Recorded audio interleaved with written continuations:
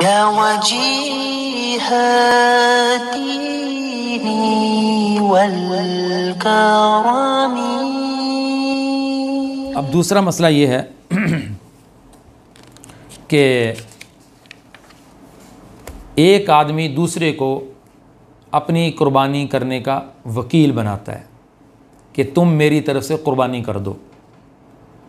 वकील बनाने वाले को मुअक्कल कहते हैं, जिसकी तरफ से कुर्बानी की दी जा रही है उसको मुअक्कल कहते हैं, और जो कुर्बानी करने वाला है उसको वकील कहते हैं। जिसकी तरफ से कुर्बानी की जा रही है वो मुअक्कल है और कुर्बानी करने वाला वो वकील है जो कुर्बानी करवा रहा है। सबसे पहली बात इसमें यह है कि अगर किसी दूसरे की तरफ से आप कुर्बानी करना चाहते हैं, अगर तो ये कुर्बानी वाजिब है तो उससे इजाज़त लेना ज़रूरी है। उसकी इजाज़त के बगैर अगर कुर्बानी की गई, वाजिब कुर्बानी अदा नहीं होगी। इस तरह करना दुरुस्त नहीं है। लिहाजा जिसकी तरफ से यानी मुअक्कल की तरफ से इजाज़तनामा ज़रूरी है। हाँ, अगर उसकी तरफ से हमेशा से मामूल है कुर्बानी करने का और उसे भी पता होता है कि मेरी तरफ से फ़लाँ घर वालों ने, फ़लाँ मेरे भाई ने कुर्बानी करनी है, तो फिर उसकी इजाज़त के बगैर भी कुर्बानी मोतबर हो जाएगी। लेकिन बेहतर ये है फिर भी इजाज़त ले ली जाए। अगर नफल कुर्बानी है उसमें इजाज़त लेना ज़रूरी नहीं है। अगर नफल कुर्बानी आप किसी की तरफ से करना चाहते हैं, चाहे वो ज़िंदा है चाहे वो वफ़ात पा चुका है, तो उसमें इजाज़त लेना ज़रूरी नहीं है। वो बग़ैर इजाज़त के भी नफली कुर्बानी अगर अदा कर दी जाए तो नफली कुर्बानी अदा हो जाएगी। एक पहली चीज़ तो वकील बनने में ये है। दूसरी बात ये समझें, दूसरा मसला जो बड़ा अहम है कि कुर्बानी करने वाला और कुर्बानी जिसकी तरफ से की जा रही है दोनों अलग अलग शहरों में हैं। एक शहर में है, मुल्क दोनों का एक है। मिसाल के तौर पे मुअक्कल कराची के अंदर है और जो जानवर ज़िबा किया जा रहा है या कुर्बानी करने वाला जो वकील है वो शोरकोट कैंट के अंदर है। अब यहाँ पे ज़रूरी है कि दोनों जगह पे अय्याम कुर्बानी शुरू हो चुकी हों और 10 ज़िलहज्जा की सुबह सादिक भी हो चुकी हो। अगर जिसकी तरफ से कुर्बानी की जा रही है वहाँ पे सुबह सादिक नहीं हुई और जिस जगह जानवर मौजूद है वहाँ हो चुकी है, ईद की नमाज़ भी हो चुकी है, तो ये कुर्बानी दुरुस्त नहीं होगी जब तक कि वहाँ पर वो अय्याम, वो वक़्त ना शुरू हो चुका हो जिसने कुर्बानी करवानी है, जो मुअक्कल है, जो जिस शहर में मौजूद है। तो लिहाजा एक शहर में रहने वाला अगर दूसरे शहर में कुर्बानी करवाता है तो दोनों जगहों पे सुबह सादिक का होना ज़रूरी है। अय्याम नहर यानी अय्याम कुर्बानी का शुरू होना ज़रूरी है और जिस जगह जानवर मौजूद है वहाँ पर ईद की नमाज का होना भी ज़रूरी है। उसके बाद उसकी कुर्बानी को ज़िबा किया जा सकता है। तो एक शहर में कुर्बानी करने वाला मौजूद है और दूसरे शहर में कुर्बानी कराने वाला मौजूद है, तो ज़रूरी है कि जिस जगह पे जानवर मौजूद है उस जगह पे ईद की नमाज हो जाए तो उसके जानवर को ज़िबा किया जाए। अब मुअक्कल ने अपने मकाम पर अपने शहर में ईद की नमाज़ पढ़ ली है और जहाँ पे जानवर मौजूद है वहाँ अभी तक ईद की नमाज़ नहीं हुई। अब जब तक जिस जगह पे जानवर मौजूद है वहाँ ईद की वकील मौजूद है, वहाँ ईद की नमाज़ नहीं हुई, उस वक्त तक उसकी कुर्बानी को ज़िबा नहीं किया जा सकता, चाहे मुअक्कल ने ईद की नमाज़ अपने मकाम अपने शहर में पढ़ क्यों ना ली हो।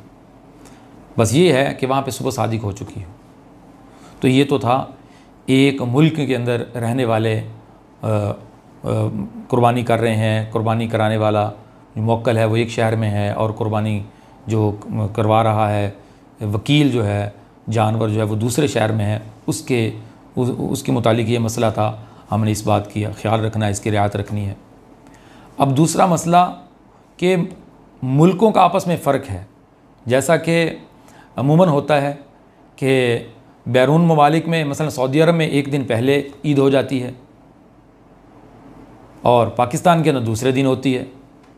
तो यहाँ पर भी इस बात का ख्याल रखा जाएगा कि अगर सऊदीया के अंदर कोई शख्स मौजूद है और वहाँ पे ईद हो चुकी है, एक दिन पाकिस्तान में, दूसरे दिन ईद है, तो अब वो कुर्बानी सऊदीया में रहने वाला शख्स मिसाल के तौर पर पाकिस्तान में कुर्बानी करवाना चाहता है, तो सऊदीया में एक दिन हमसे पहले ईद हो चुकी है, अब उसकी कुर्बानी हम उस दिन नहीं कर सकते जिस दिन सऊदीया में ईद हुई है, क्योंकि अभी तक पाकिस्तान के अंदर तो ईद के दिन शुरू नहीं हुए, अगरचे सऊदीया में शुरू हो चुके हैं। अब ये भी ज़रूरी है कि जहाँ पर वकील, जिस मुल्क में वकील मौजूद है या जानवर मौजूद है, वहाँ पर भी अय्याम क़ुरबानी शुरू हो चुके हों, और जहाँ मुवक्किल मौजूद है जिस मुल्क में, वहाँ भी अय्याम क़ुरबानी शुरू हो चुके हों, फिर उसकी कुर्बानी को ज़िबा किया जाएगा, फिर उसकी कुर्बानी अदा होगी। अब सऊदीया में रहने वाला ये नहीं कह सकता कि मेरी कुर्बानी को पाकिस्तान में ज़िबा कर दिया जाए क्योंकि हमने वहाँ पे ईद की नमाज़ पढ़ ली है, यहाँ तो ईद हो चुकी है। नहीं भाई, जहाँ पे जानवर मौजूद है वहाँ पे ईद का वक्त, वहाँ पे ईद का दिन नहीं शुरू हुआ, अय्याम नाहर नहीं शुरू हुए, अय्याम क़ुरबानी नहीं शुरू हुए, तो उसकी कुर्बानी को कैसे ज़िबा किया जा सकता है।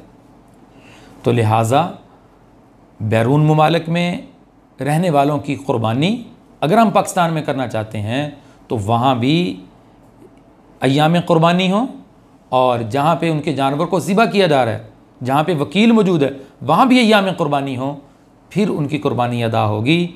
इबादत का मसला है, इबादत में एहतियात लाजमी करनी चाहिए। और दूसरा मसला भी इसमें बड़ा अहम मसला है और समझने की ज़रूरत है कि बैरून मुल्क में एक शख्स कुर्बानी करवाना चाहता है पाकिस्तान के अंदर, अब वहाँ पे चूँकि एक दिन पहले ईद हुई थी, वहाँ पे अय्याम क़ुरबानी ख़त्म हो चुके हैं, 12 ज़िलहज्जा का सूरज गुरूब हो चुका है, और पाकिस्तान के अंदर भी एक दिन कुर्बानी का बाकी है, अय्याम क़ुरबानी में से आखिरी तीसरा दिन अभी बाकी है, वहाँ तीसरा दिन ख़त्म हो चुका है। अब उसकी कुर्बानी पाकिस्तान में के एतबार से तीसरे दिन ज़िबा की जा सकती है, नहीं की जा सकती, उसकी कुर्बानी अदा होगी या नहीं होगी। मुवक्किल ऐसी मकाम पे, ऐसे मुल्क में मौजूद है यहाँ पर जहाँ पर अय्याम क़ुरबानी ख़त्म हो चुके हैं, और उसकी कुर्बानी और उसका वकील ऐसे मुल्क में मौजूद है जहाँ पर अभी अय्याम क़ुरबानी बाकी हैं, अय्याम नहर मौजूद हैं, तीसरा दिन है। तो इसमें भी फ़ुक़हा ने लिखा है, क्योंकि इबादत का मसला है और इबादत में एहतियात लाजमी करनी चाहिए, तो एहतियात का यही तकाज़ा है कि उसकी कुर्बानी ऐसे वक्त में की जाए कि वहाँ भी अय्याम क़ुरबानी हो, और जिस मुल्क में उसकी कुर्बानी की जा रही है वहाँ भी अय्याम क़ुरबानी। उसके यहाँ अगर उसके हक़ में अगर अय्याम क़ुरबानी ख़त्म हो चुके हैं और जहाँ पे उसका वकील या जानवर मौजूद है, बाज़ फ़ुक़हा ने कहा कि उसकी कुर्बानी अदा नहीं होगी और उसकी कुर्बानी को ज़िबा करना जायज़ नहीं है, क्योंकि जहाँ पे मुवक्किल मौजूद है वहाँ तो अय्याम क़ुरबानी ख़त्म हो चुके हैं। लेकिन चूँकि इस मसले के अंदर फ़ुक़हा का इख्तिलाफ़ है, इतना सख्त पहलू को इख्तियार नहीं किया जा सकता, और ये नहीं कहा जा सकता कि उसकी कुर्बानी ही नहीं अदा होगी।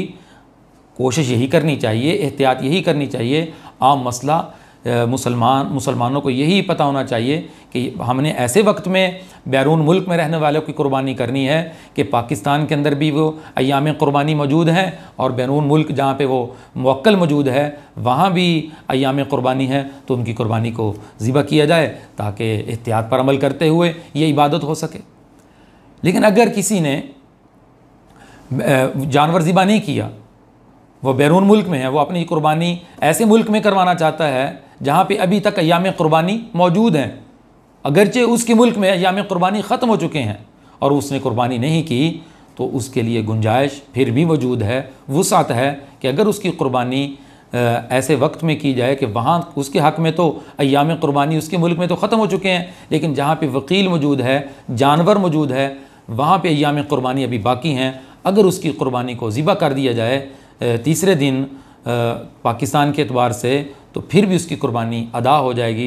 ये नहीं कहा जा सकता कि उसकी कुर्बानी नहीं होगी, क्योंकि इस मसले में फ़ुक़हा का आपस में इख्तिलाफ़ हो गया। दलाइल दोनों तरफ मौजूद हैं, जब दलाइल दोनों तरफ मौजूद हों तो उसमें वुसअत दी जाती है, उसमें गुंजाइश दी जाती है। लिहाजा अगर ऐसे शख्स की कुर्बानी ऐसे वक्त में ज़िबा की जाए कि उसके मुल्क में तो अय्याम क़ुरबानी ख़त्म हो चुके थे, और जिस मुल्क में उसकी कुर्बानी को मसलन पाकिस्तान में ज़िबा किया जा रहा है वहाँ पे अभी तक अय्याम क़ुरबानी मौजूद थे, उसका तीसरा दिन था, अगर उसकी कुर्बानी अदा कर दी जाए तो उसकी कुर्बानी अदा हो जाएगी, तो उसको जानवर को सदका करने की ज़रूरत नहीं है, उसकी कुर्बानी बिल्कुल अदा हो जाएगी। अल्लाह ताला हमें इन मसाइल को सीख कर समझ कर अमल करने की तौफ़ीक़ अता फ़रमाए।